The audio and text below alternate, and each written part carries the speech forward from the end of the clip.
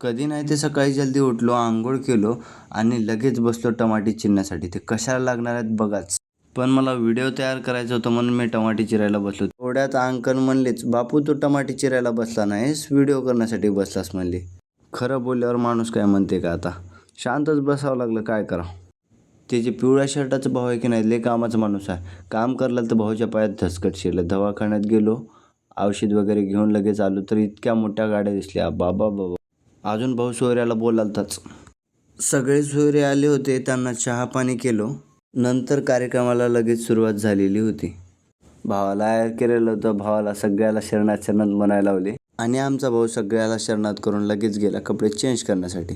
सगळा कार्यक्रम व्यवस्थित झाल्यावर सगळेजण जेवायला बसले होते. त्यांना जेवायला वाढलो. त्यासोबतच मला करायचा होता सिनेमॅटिक शूट. त्यासाठी मी काही क्लिप्स काढून घेतलो.